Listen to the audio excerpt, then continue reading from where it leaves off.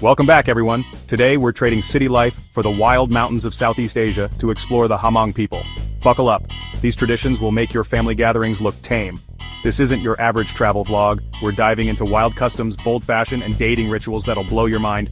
If you're ready for culture shock and a few laughs at my expense, you're in the right place.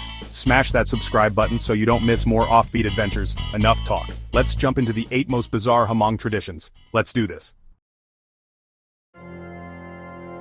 Let's start with the headline, Hmong bride kidnapping. This ancient tradition is still practiced in some Hmong communities today, and it's as intriguing as it is controversial. Yes, it's real. It's called Hauj love, and it's not as wild as it sounds, usually. The practice has deep cultural roots and is often seen as a rite of passage. Instead of swiping right, a guy and his friends kidnap the girl he likes. It's a dramatic, old-school elopement. The event is often planned in advance, with both parties aware of what's going to happen. The couple often knows each other, and the whole thing is a public performance. She's supposed to resist, her family pretends to be shocked, and everyone plays along. It's a community event, filled with laughter and theatrics. The guy has to carry her home. Think of it as the ultimate relationship fitness test. It's a test of strength and endurance, symbolizing his commitment and ability to protect her. Once she's inside his house, the families start negotiating the dowry. This is a crucial part of the process where the terms of the marriage are discussed and agreed upon. Is it consensual? Sometimes. It's a tradition with blurry lines, and in modern times it's controversial. While some see it as a harmless tradition, others view it as outdated and problematic. But in many cases, it's more spectacle than crime, with the girl in on the plan. The playful nature of the event often masks the serious undertones of the tradition. The logistics are wild. The guy needs perfect timing, a crew of wingmen, and a lot of nerve. It's a coordinated effort that requires careful planning and execution. Forget dating apps. Here, love is a full-contact sport. The physical and emotional investment is on a whole different level. Afterward, the families negotiate, and the community watches the drama unfold. It's a spectacle that involves everyone, making it a communal affair. It's a tradition that's both fascinating and problematic, and it really puts your dating problems in perspective. The cultural significance is immense, but so are the ethical questions it raises. So while you're ghosting people online, Hmong guys are planning a love heist. The contrast between modern dating and this ancient practice is stark. It's one of the most jaw-dropping customs I've ever seen. The blend of tradition, drama, and community involvement is truly unique, and yes, there's more where that came from. The Hmong culture is rich with fascinating traditions that continue to evolve. The kidnapping is a ritual, not a crime, at least that's the idea. It's meant to be symbolic, not literal. But as times change, so does the conversation around it. The younger generation is starting to question the relevance and ethics of this practice. It's a tradition that's both celebrated and questioned. Either way, it's unforgettable. The debate around it is as lively as the tradition itself. So, next time you complain about awkward first dates, remember, it could be worse. You could be part of a high-stakes cultural ritual. You could be running for your life in the name of love. Welcome to Hmong romance. It's a world where love and tradition collide in the most unexpected ways. Ready for the next tradition? Let's keep going. There's so much more to explore in this rich cultural tapestry. Trust me, it only gets wilder. Stay tuned for more incredible traditions that will leave you amazed. Now let's talk fashion. Paris, Milan, move over. There's a new runway in town, and it's not lined with flashing cameras or velvet ropes. Instead, it's the winding mountain paths and bustling village markets of the Hmong people, where style is woven into daily life. The Hmong have been serving looks for centuries, long before the world's top designers ever picked up a sketchbook. Their sense of style is bold, unapologetic, and deeply rooted in tradition.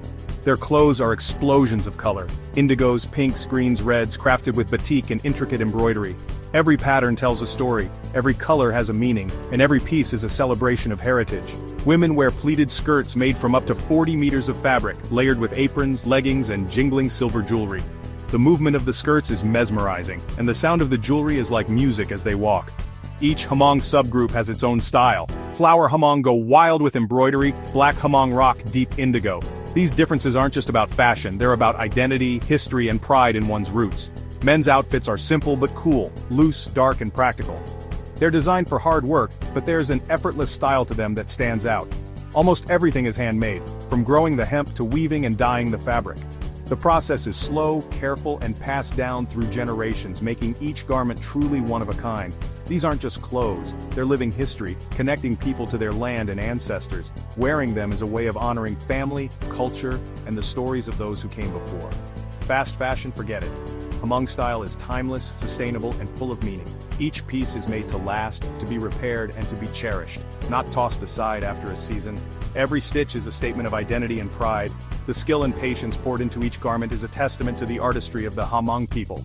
So, while we chase trends, the Hmong create wearable art that lasts generations. Their fashion isn't just about looking good, it's about feeling connected and standing out in a world of sameness. Honestly, I'd take a Hmong skirt over a designer bag any day. It's not just an accessory, it's a story you can wear, a piece of culture you can carry. It's fashion with a soul, crafted by hand and worn with pride. There's a joy and confidence that shines through every outfit, and it might just double as a tent in a pinch. Now that's what I call practical haute couture. Think Times Square is wild? The Hmong New Year takes celebration to a whole new level. Imagine a week-long festival bursting with food, games, and a unique twist on matchmaking that brings the entire community together. The festivities kick off after the harvest, not on January 1st, and for 7 days the whole village presses pause on daily life. No chores, no work, just pure celebration. It's a rare moment when everyone, young and old, can truly relax and enjoy each other's company. The days are packed with excitement. Bullfights that draw huge crowds, the haunting melodies of the keej flute echoing through the air, and endless traditional games that test skill and bring laughter. But the real highlight is Po V Pop, a playful ball-tossing game where young singles gather to flirt, chat, and maybe even find a future partner. It's a tradition that's both fun and full of anticipation. If you drop the ball, you might have to sing a song or offer a small gift, making every toss a little more thrilling. It's like speed dating, but with laughter and music filling the air. The atmosphere is electric, laughter rings out, musicians play lively tunes, and the jingle of silver coin jewelry adds a magical soundtrack to the festivities. Families gather to feast on sticky rice cakes and other homemade treats, visiting neighbors and wishing each other good luck for the year ahead. It's a time for reconnecting and sharing stories. The festival acts as a massive reset button for the community, reuniting families, settling old scores, and celebrating together in a spirit of forgiveness and hope.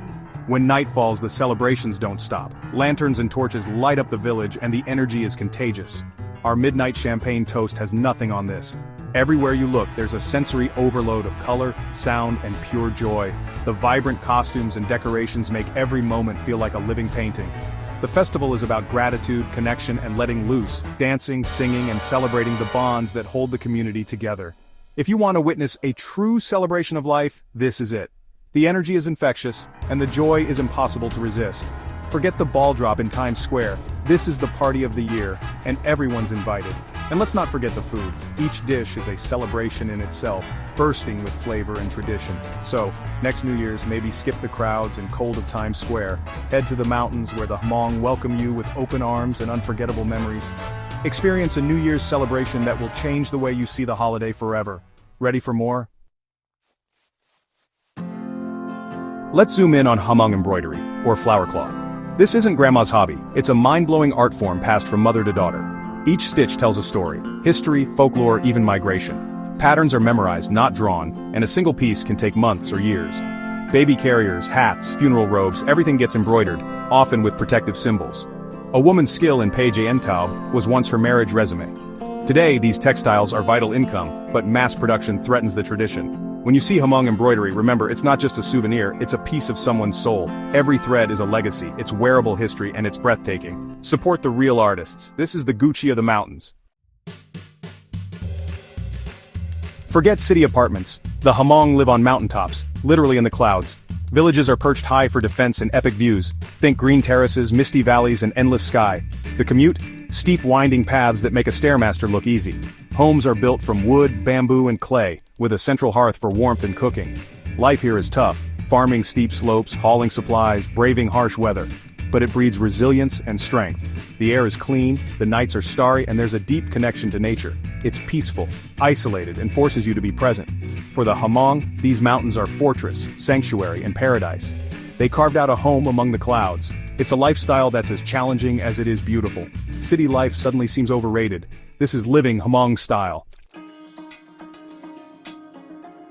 Ready for some magic? The Hmong practice shamanism with shamans, Nib, serving as healers and spirit guides. Becoming a shaman isn't a choice, it's a calling, often marked by a mysterious illness. Survive and you train to communicate with the spirit world. Ceremonies are intense, trance, chanting, bells, and a spirit horse bench. Shamans battle spirits, retrieve lost souls, and solve everything from sickness to bad harvests. Illness is seen as a lost or stolen soul, and the shaman's job is to bring it back. They bless homes, guide the dead, and keep the community in balance. It's a worldview where everything has a spirit, people, animals, even rocks. For the Hmong, this isn't superstition, it's reality. While we turn to doctors and therapists, they call it a shaman. It's a different kind of healthcare, one with a lot more chanting and zero co-pays. And honestly, it's epic. Hogwarts, eat your heart out. If bride kidnapping is too much, try the love market. Ancient speed dating, Hmong style. Singles from different villages gather, dressed in their best, to flirt and maybe find a match. These markets are usually for trading, but during festivals they become social hotspots. It's all about eye contact, shy smiles, and maybe a flute serenade. Girls giggle in groups, boys show off their musical skills, and everyone's on the lookout for chemistry. If sparks fly, couples break away for a private chat or a game of pob. The love market gives young people rare freedom to choose their partners. It's tradition meets personal choice, all in a vibrant, chaotic setting. Forget awkward coffee dates. This is romance with a mountain view. The love market is commerce, community, and courtship rolled into one. Awkwardness is guaranteed, but so is excitement. Who needs Tinder when you have a flute and a festival? This is how the Hmong do love. The Hmong have secret languages and music that put Spotify to shame. Their tonal language includes whistle codes. Imagine whistling a conversation across mountains. The Keej, a bamboo reed organ, can mimic speech and tell epic stories or guide souls in funerals. Love songs on flutes or jaw harps are coded messages, private conversations in public. These traditions grew from a need to preserve culture under pressure. Music and language are woven into daily life, rituals, and identity. The sound is haunting, emotional, and deeply meaningful. It's the soundtrack of weddings, funerals, and everything in between. The Hmong prove there are endless ways to communicate. Some you can only hear with your heart. Their secret codes are resilience in action. Your playlist is officially jealous. This is culture encrypted. That's it. 8 wild Hmong traditions, from bride kidnapping to secret music, and so much more that makes this culture truly unique. Thanks for joining this deep dive into one of the world's most fascinating and vibrant cultures, full of surprises and stories. If you learned something new or just enjoyed the ride, hit like, comment your favorite tradition, and subscribe for more wild adventures. You survived the journey. Congrats. Next time, we're exploring a place where people eat dinner upside down, or at least that's what the rumors say. Maybe. Stay curious, stay weird, and don't kidnap anyone unless it's a cultural ritual, of course. Keep exploring. See you in the next one, and until then, keep seeking the extraordinary.